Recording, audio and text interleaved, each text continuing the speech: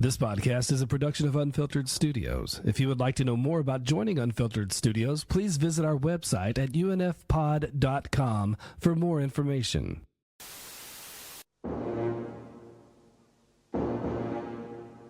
Master Wong, more and more foreign ships are anchoring in our docks. Our country is being divided by all these foreign invaders. You're the chief trainer of my Black Flag Army. I hope you'll organize them into a local militia, so when China is under foreign attack, they can defend it with honor.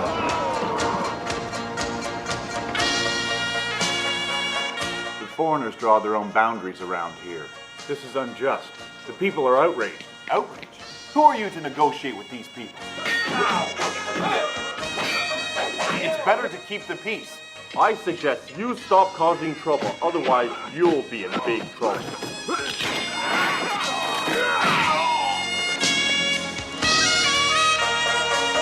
White Lotus is the savior of the people. We must kill the foreigners and restore peace in our land. If the rioting continues, we may not have enough men.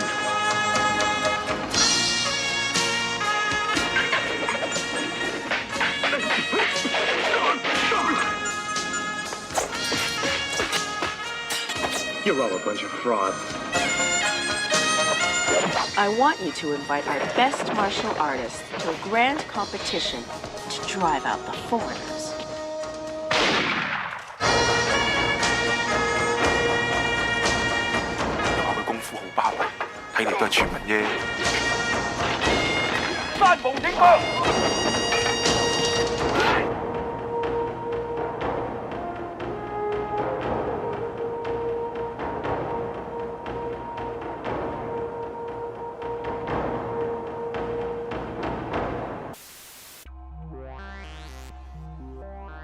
We mixed.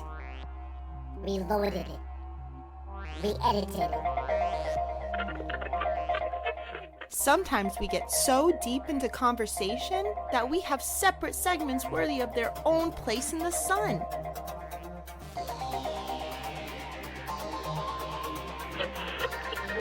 Here is a reshuffled mini episode.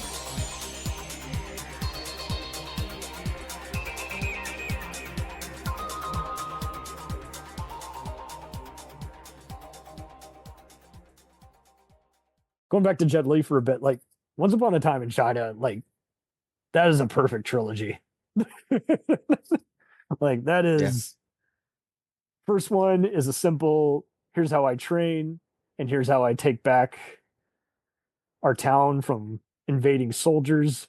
And part two is it's kind of what I call the bullet, Steve McQueen effect. Everyone remembers it being good, but most of us only remember like the last 20 minutes where head kill squad soldier Donnie Yen decides to fight him at the very end, and it gets brutal. But yeah, it was set during 1895. Yeah, during the Qing Dynasty. So once again, much like Fong Sai Yuk. His portrayal of Wong-Fei Hung, like that was good marketing. Like I would see those posters, like collect the whole box set.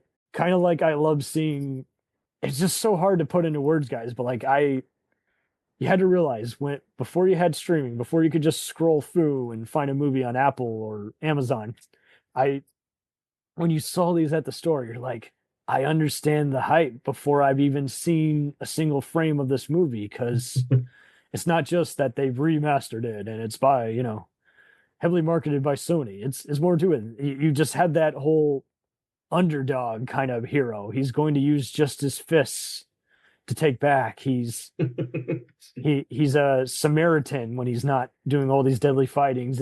And so just like I would see all these Indiana Jones or Rambo type epics, as you see these are playing or at your video store or on TV, and you would watch them and you'd just be like, oh man, I like and the theme song plays, a man should better himself, it's just and it's like, I'm so glad I got introduced to those. And to their credit, Jet Li movies, it's funny how people would take their kids to R-rated stuff like Stallone or Van Damme and be like, oh, it's okay, Arnold, if I'm not sure, or Bruce Willis, just wait for TV. It's still entertaining, but not as entertaining. And Jet Li was always a light R rating. Like, it was never because of any gratuitous boob shot or pervasive language. It was always just it's getting a little gritty near the end. Like there's a brutal punch that might be a little too intense. And it definitely introduced me to all the other Hong Kong superstars like David Chiang, who plays Luke, and Rosamund Kwan, who played the 13 aunt. To your earlier point, Corey, I don't think I think the family in Fong Sai Yuk is way more fun because they're kind of comedically dysfunctional or giving each other smack. Like, this one was just kind of a more. It's so weird. Like, it was just.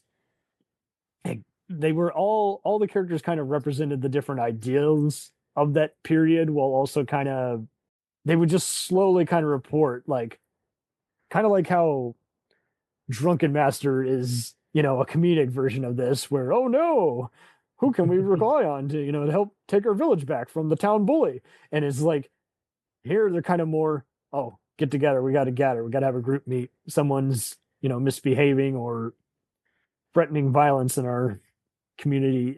It's and again, like, it's just so beautiful the way they do what could easily be generic cliches by today's standards. He's the town doctor, Dr. Sun.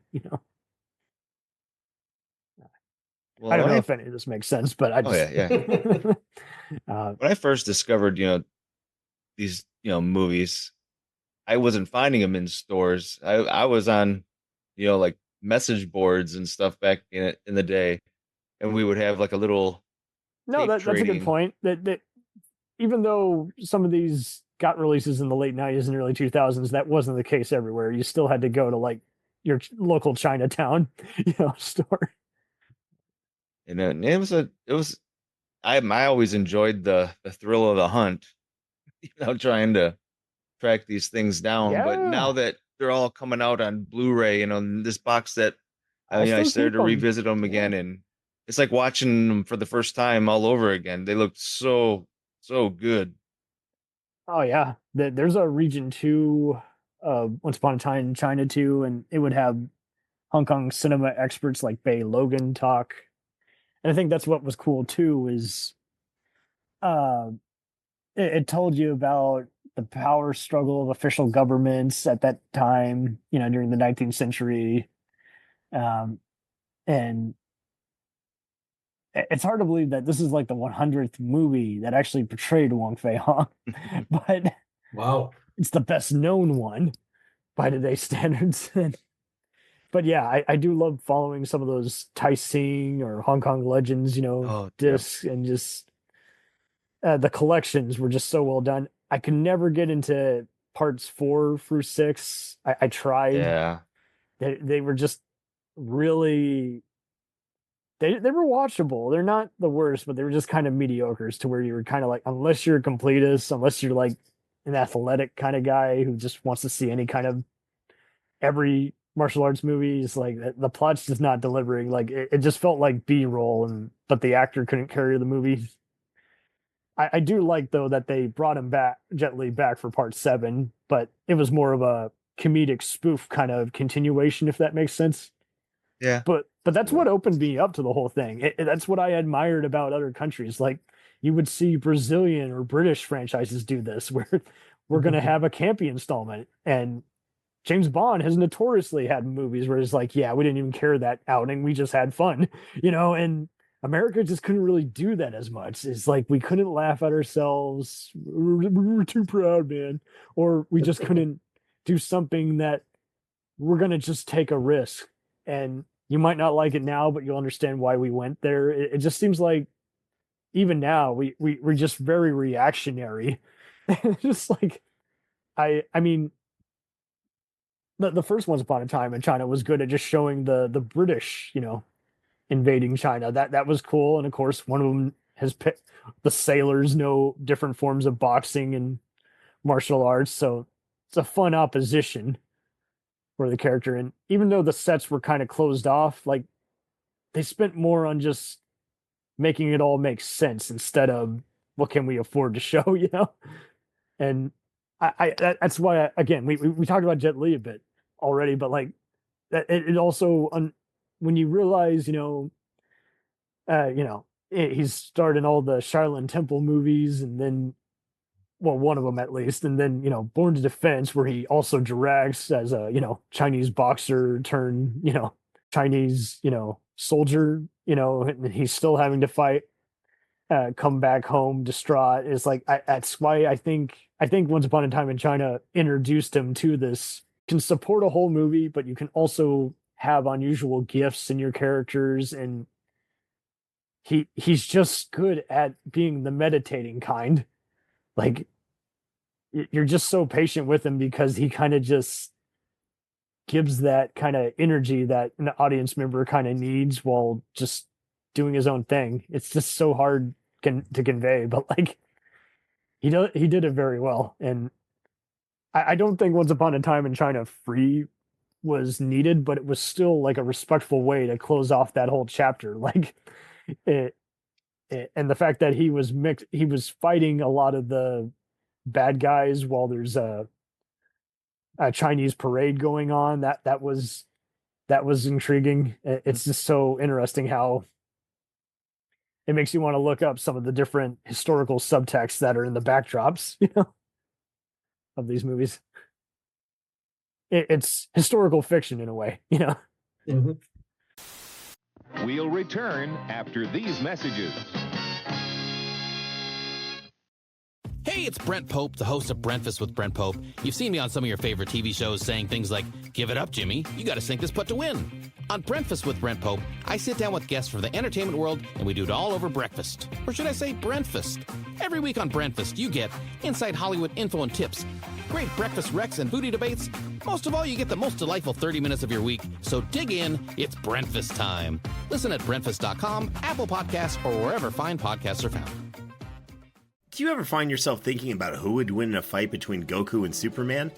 Hi, I'm James Gavsey, and on the Who Would Win show, me and my co-host Ray ignore anything important happening in the outside world and debate fictional battles between characters from comics, movies, and video games. We got a new show every week, and almost always am I the winner. Yeah, not true, Ray. In the past, we've discussed such matches as Captain America versus Darth Vader, Solid Snake versus the Iron Giant, classic matchups like RoboCop versus Terminator, and even the Muppets versus Sesame Street. That one was crazy.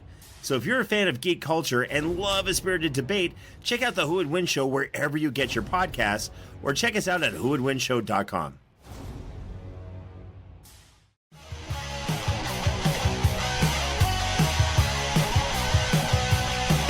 Follow us on the web on Facebook, Twitter, and Instagram.